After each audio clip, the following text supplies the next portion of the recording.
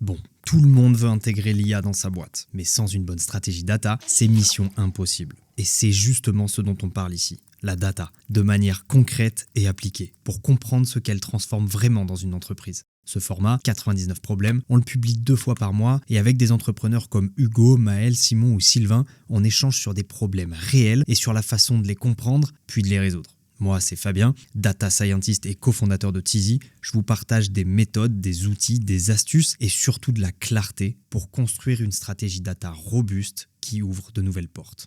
Allez, c'est parti pour le problème du jour. Et le sujet du jour, c'est pourquoi c'est si chronophage d'établir un devis sur mesure, surtout quand il y a beaucoup de critères qui rentrent en jeu. Alors, j'ai hésité avant de mettre ce titre avec un autre, qui est celui-ci. Vu que j'hésite, je fais aucun choix et je présente les deux. Puis on verra lequel je garde. Pourquoi 2 commerciaux expérimentés face au même chantier donnent parfois 2 prix totalement différents. Pourquoi j'hésite avec ce titre ? C'est parce que je voulais bien qu'on se positionne dans la peau d'un chef d'entreprise ou d'un dirigeant, directeur commercial, etc. Et quand je commence à parler de chantier, etc., je me dis qu'il ne faudrait pas qu'on ait l'impression que je vais aider les gens à, quand ils reçoivent 2 devis d'un artisan, choisir le meilleur. Ce n'est pas du tout le sujet que je veux aborder aujourd'hui. Donc, voilà, je ne sais pas lequel titre est le plus parlant. En tout cas, tous ceux qui sont dans la prestation de service et qui font souvent et qui font des devis où il y a énormément de critères qui rentrent en jeu. Et je vais prendre un exemple juste après. Normalement, ils devraient comprendre la douleur que j'explique aujourd'hui. C'est que c'est pas un devis que tu fais en 3 secondes et le chiffrage qu'il y a, parce que c'est pas le tout de faire le devis, c'est la proposition commerciale au sens large. Le chiffrage qu'il y a à pondre est souvent source de je m'arrache les cheveux. Alors, là, il faut avoir la ref. Pour commencer, je fais la différence entre des prestations que j'appelle sur étagère et de la prestation sur mesure. Pour ça, je vais prendre un exemple très concret, qui est d'ailleurs un exemple qu'on rencontre, où on a un client qui est paysagiste, entre autres, donc ils font de la création de jardin, mais ça va jusqu'aux barrières, enfin voilà, il y a le dallage au sol, etc. Il y a tout l'extérieur en fait. Et en fait, qu'est-ce qu'on observe ? On observe qu'un devis sur étagère, finalement, c'est une histoire d'addition, donc c'est effectivement très simple. C'est pour ça que je ne parle pas de ça. Oula. Je parle vraiment de la partie sur mesure. Là, j'ai pris un exemple tout con, c'est que 3 pommes à 1 euro, ça fait 3 euros. Voilà, point barre. Ça, c'est très simple. Sauf que tout ne se résume pas à ça, et il y a des fois où on ne peut pas le chiffrer de cette manière. Donc là, si je reprends mon exemple de mon paysagiste, on a en fait tout un tas de critères qui peuvent rentrer en compte. La surface du terrain, le nombre de mètres linéaires, si on a des bordures, des haies, des machins, le type de sol, la difficulté d'accès. Enfin bref, on a... et même si on a 3-4 critères, ça peut être assez compliqué. Mais alors quand on a 15, 20, 30 critères et que chaque critère ont plus ou moins de poids, etc., ça devient un enfer. Résultat, les devis sont rarement faits sur place, prennent du temps et en fait, d'un commercial à l'autre, même s'il est expérimenté, il y a une grosse part d'instinct là-dedans, d'intuition et de doigts mouillés, quoi. Et la ref est très bonne. Ouais, tu l'as du coup. Ouais.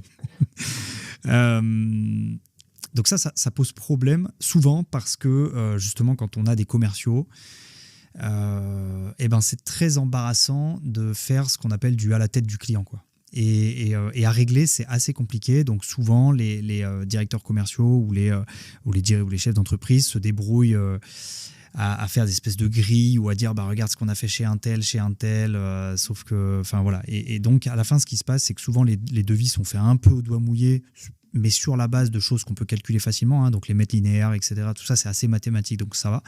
Mais par contre, le coefficient de chiantise, moi j'appelle ça le coefficient de chiantise, ou le coefficient d'imprévu, ça, là, pour le coup, c'est assez compliqué. Et donc très généralement, ce qui se passe, c'est qu'il y a un facteur qui arrive à la fin, un coefficient qui arrive à la fin, et c'est rajoute 50% sur le devis, comme ça on est safe. Sauf que de là, on a un problème, c'est qu'on arrive vraiment à la tête du client. Donc là, tu peux ajouter également le coefficient du commercial en lui-même. C'est-à-dire entre 2 commerciales, tu pourrais avoir une différence, et selon même l'expertise du commercial qui ne sera pas celui qui va faire le travail. Exactement.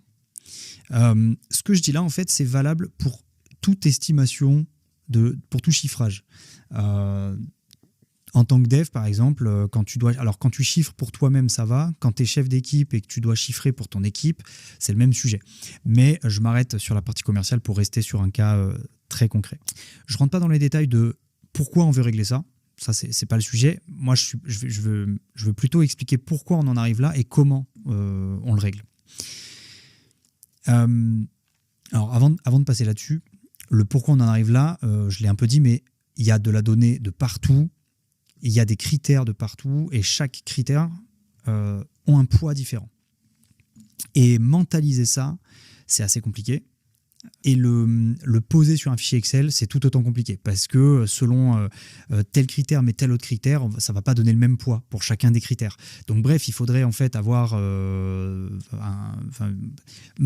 informatiquement, si on ne s'en base que à l'informatique, c'est assez compliqué à gérer. Et donc c'est pour ça que très souvent, ça se règle à l'intuition. Je vais apporter une autre solution. Et j'invoque les mathématiques pour ça. Très exactement, un duo parfait entre la data d'une part et le machine learning. L'objectif, c'est quoi ?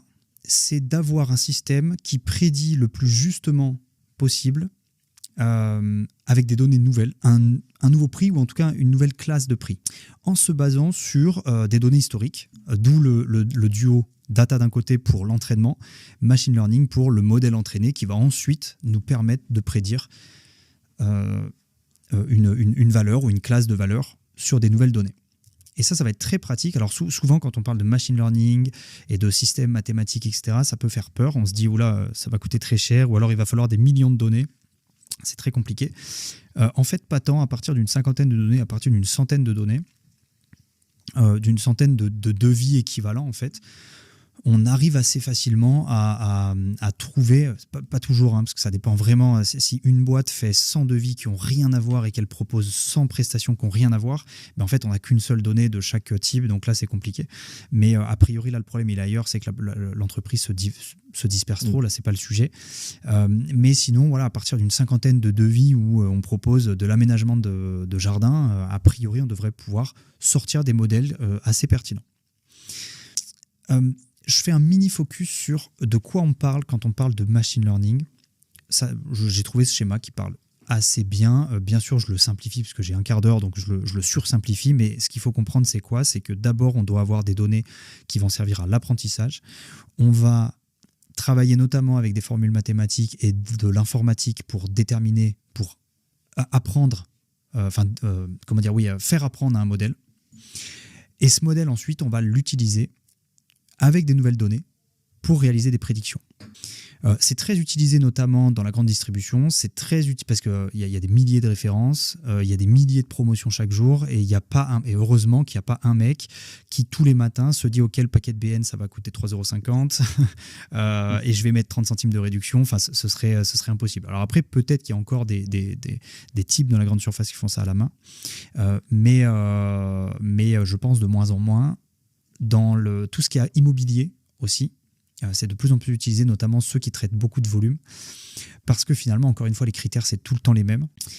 Et encore une fois, en fait, déployer un modèle qui a appris sur nos propres données. En fait, elle est là la différence, c'est que le machine learning, c'est pour ça que c'est pas forcément accessible, c'est que on peut pas télécharger un truc sur Internet qui nous donne déjà tout ce dont on a besoin. C'est le propre du sur-mesure, c'est que on a besoin de faire apprendre un modèle sur nos propres données. C'est là où ça devient pertinent. Et en fait, la plupart des simulateurs qu'on peut trouver en ligne essayent de reprendre, alors ils ne sont pas tous issus de machine learning, mais ils essayent de reprendre cette logique-là. De dire, par exemple, je prends un simulateur de prix d'assurance. D'ailleurs, dans l'assurance et dans la banque, c'est très, très, très utilisé. Un simulateur de prix d'assurance, il se base sur des critères pour avoir un mécanisme déterministe pour déterminer un prix, pour déterminer une classe de prix ou déterminer une éligibilité ou que sais-je encore. Concrètement, comment ça se passe ? En 2 étapes simples. La première, la plus simple, c'est vraiment la plus simple, c'est la phase de documentation. C'est les fameuses data qu'on a ici. Sans data, il n'y a pas de machine learning, parce que on parle de mathématiques, on parle d'informatique, c'est pas intelligent. Là, je parle pas d'intelligence artificielle, même si le machine learning est un sous-groupe de l'intelligence artificielle. Là, il n'y a pas d'intelligence, il n'y a que des mathématiques. Ça ne fonctionne que s'il y a des données en entrée. S'il n'y a pas de données en entrée, on n'a rien. Donc la première étape que n'importe qui peut déployer dès maintenant, c'est de construire un petit fichier Excel avec, par exemple, les 50 derniers devis, les 100 derniers devis. Alors plus il y a de données, mieux c'est, mais s'il n'y en a que 50, ça commence déjà à être... on peut déjà faire quelque chose. Avec les 50 derniers devis qui vont être... qui sont représentatifs. Voilà, faut pas sortir, faut exclure les devis qui sont totalement hors sujet, sinon ça va nous foutre le bordel. Mais on peut prendre les 50 derniers devis qui sont représentatifs pour une boîte pour entraîner son modèle. Et ensuite, il faut venir mettre donc en ligne chacun des devis et en colonne ce qu'on appelle les features, c'est-à-dire les caractéristiques qui, a priori, ont du poids dans le calcul du devis. Si par exemple, il y a une caractéristique de je prends tel camion ou tel autre, mais quoi qu'il arrive, ça ne fait pas varier le prix, on s'en fout, on ne le met pas dans le fichier Excel. Mais si on a une surface du terrain, si on a un type de finition, par exemple, si on a une... Alors là, par exemple, dans l'exemple que j'affiche, il y a la notion d'exigence client, il y a la notion d'urgence, il y a la notion de coef imprévu, coef de chiantise. En fait, on peut mettre un peu ce qu'on veut. Le tout, c'est que ce soit relativement normalisé les uns par rapport aux autres. Par exemple, si dans matériau principal, on met béton avec 2T et béton avec un T, ça va poser problème. Donc à la rigueur, le plus simple, c'est de tout transformer avec des chiffres. Par exemple, exigence client, plutôt que d'avoir low cost, exigeant, normal, on pourrait avoir 1, 2, 3. Et après, c'est juste qu'il faut... Il n'y a pas de règle là-dessus, chacun fait à l'intuition comme il l'entend. Et après, il faut juste se rappeler que low cost, c'est 1, normal, c'est 2, etc. Pareil pour finition, on pourrait avoir 1, 2, 3. Équipement, on pourrait avoir... alors, équipement, c'est un peu différent, mais on pourrait avoir, pareil, un chiffre qui représente un type d'équipement et avec une simple addition, on a plusieurs équipements. Bon, ça, là, je rentre un peu dans les détails, c'est pas ce qu'il faut retenir. Ce qui est important, c'est de commencer à centraliser les différents devis. Et ça, il faut imaginer que c'est nos données d'entraînement. Ça veut dire qu'il faut à chaque fois le prix qu'on a mis en face. Par rapport à ça, c'est pas... Alors, si vraiment les prix n'ont aucun sens avec les critères, ça va être compliqué, mais ça veut dire que les devis sont très très mal faits à la base. C'est le moment de rectifier. On peut aussi rectifier si on se rend compte que là on a mis 20 000 balles et qu'en fait non, ça en valait 15 000 avec le recul. Là on n'est pas dans une démarche commerciale, on est dans une démarche de documentation. C'est le moment aussi d'ajuster pour que ce soit le plus représentatif par rapport à ce que la boîte veut faire. Et en fait, ça, c'est l'étape la plus facile, mais finalement presque la plus fastidieuse, parce que c'est relou de faire ça, personne n'aime.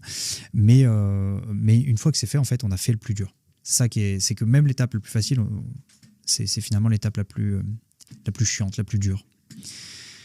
Ça paraît contradictoire, mais ça répond à une certaine logique.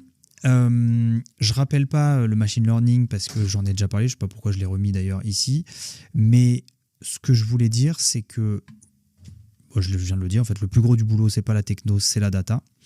Donc, une fois qu'on a cette partie-là, donnée d'apprentissage qui est centralisée, c'est le moment où on va l'entraîner, où on va s'en servir comme donnée d'entraînement dans un modèle de machine learning. Donc là, c'est le domaine de la data science. Effectivement, c'est à ce moment-là où, petit disclaimer, petit bémol, c'est la data science et le machine learning n'est pas forcément accessible à tout le monde. C'est là où potentiellement il faut soit céder d'une IA ou céder d'un chat GPT ou céder de quelqu'un dont c'est le domaine qui va pouvoir ensuite récupérer ces données et entraîner un modèle. Mais en fait, ce qu'il faut se dire, et c'est ce que je veux faire comprendre à travers cette vidéo, c'est que dans un projet de data science, il y a 90% du projet, c'est ça en fait. C'est comprendre où est la donnée, la récolter, la stocker et la centraliser dans un document. Sauf que quand ça c'est déjà fait et que le fichier il est déjà nickel et qu'il est fourni, exécuter quelques fonctions informatiques qui va nous permettre d'entraîner un modèle, c'est une histoire de une journée. Alors, encore une fois, ça dépend du nombre de données, ça dépend du résultat aussi qu'on va avoir. Ça peut durer une journée comme ça peut durer 10 jours, mais en fait, c'est plus accessible que ce qu'on pourrait croire. Et ça, derrière, une fois qu'on a fait cette étape-là, on déploie le modèle. Alors ça, c'est une histoire d'informaticien. Il ne faut pas retenir ce détail-là.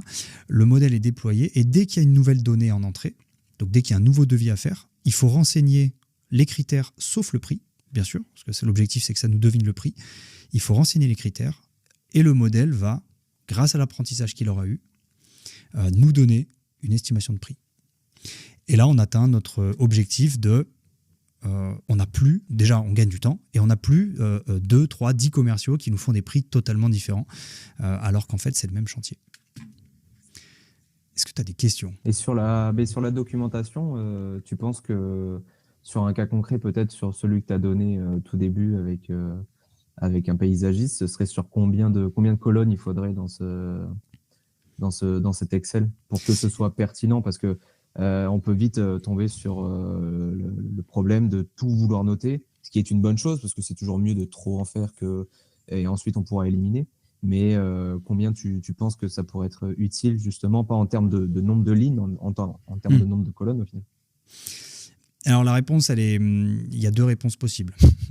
La première, c'est que soit c'est relativement intuitif, le client le sait déjà, parce que finalement, si ça fait 10 ans qu'il fait des devis, il sait à peu près ce qui fait varier le prix. Donc a priori, c'est de lui-même, il pourra le trouver. Alors, et d'une boîte à l'autre, c'est totalement différent. Et puis d'un secteur d'activité à l'autre, c'est totalement différent. Donc, à vrai dire, il n'y a pas de bonne réponse en termes de nombre. Je ne peux pas apporter une bonne réponse en termes de nombre. Je peux que apporter une réponse en termes de méthodologie. Donc, soit le client, il a cette connaissance-là, il a l'intuition. Et dans ce cas, il peut déjà avancer tout seul sur cette partie documentation. C'est pour ça que je disais qu'un projet de machine learning, finalement, c'est 90% de temps à passer avec le client pour... quand justement il n'y a pas cette connaissance-là à la base, on passe beaucoup de temps pour déterminer quels critères ont du poids, n'ont pas de poids, qu'est-ce qu'on doit renseigner, pas renseigner, comment on collecte les données, etc. Mais si le client il a son intuition, il faut déjà qu'il essaye de le faire pour voir si son intuition suffit. Et il faut très vite générer cette documentation pour la soumettre à un modèle pour voir comment ça se comporte. Si ça se comporte n'importe comment, il y a d'autres solutions derrière qui existent. Par exemple, si la problématique c'est j'ai une base de données de clients et je veux savoir qui est à risque pour développer un cancer ou qui est à risque pour développer le diabète. Et donc là, on se base sur potentiellement des centaines, des milliers de critères qui se télescopent entre eux et on ne sait pas forcément... Alors, on en a 2, 3 auxquels on a tout de suite... auxquels on peut penser tout de suite intuitivement, mais les autres, a priori, c'est pas si évident que ça. Donc, en fonction de la complexité de la nature des données, on va avoir d'autres outils en machine learning qui vont nous permettre de sortir automatiquement quelle feature, quel critère, quelle caractéristique va avoir plus de poids ou pas, et donc lesquels on va utiliser pour entraîner le modèle. Mais très généralement, et pour l'exemple là que je donne, pour construire des devis, l'intuition, elle suffit largement. On n'est pas dans des jeux de données où il y a 18 000... c'est assez rare, ça arrive toujours, hein, mais c'est assez rare d'avoir un cas où il y a des centaines de critères pour établir un devis. Faut pas croire que même la documentation, ça doit être fait par un expert, quoi. Exactement. C'est justement la personne, l'expert, pour savoir exactement ce qui impacte le prix et ce qui doit être, ce qui est utile de garder, quoi. Exactement, c'est ça le message, c'est que ça peut faire peur parce qu'on se dit ça va tout de suite être 18 000 ingénieurs qui vont se pencher sur mon sujet, ça va me coûter les yeux de la tête. En fait, le gros du travail, il est là. Après, par contre, attention, c'est pas une science exacte. C'est-à-dire que ça dépend beaucoup de la pureté de la donnée à la base. C'est pour ça que j'insiste sur le côté, plus c'est éparpillé, plus les données elles sont dispersées, moins on va pouvoir ressortir des modèles de prédiction, forcément, parce que si je vends des iPhones, mais que je vends également des chaussures, des sacs de luxe, et que je vends également des voitures, et que je vends également des clopes, et que j'ai pas beaucoup de données de chacun à chaque fois de ces ventes, de chacune de ces ventes, je vais avoir aucun modèle qui va se dégager. Et donc là, le machine learning, c'est là où on est sur des projets de machine learning plus gros, ou soit on est sur des projets de data tout simples, où il faut collecter de la donnée, qui est la première étape. Nice. Allez, je coupe. Si ce format vous plaît, pensez à le noter, le commenter. C'est tout simple, mais ça nous aide énormément à continuer, et surtout, ça nous motive. Vous pouvez aussi suivre Tizi sur nos différentes plateformes, notre site où on partage des ressources et des méthodes concrètes, cette chaîne, et bien sûr LinkedIn où on publie régulièrement sur la data, le CRM et l'IA. Et si vous voulez aller plus loin ou gagner du temps sur votre stratégie data, on peut tout simplement se prendre 15 minutes pour en parler ensemble. Je vous dis à la prochaine, ciao.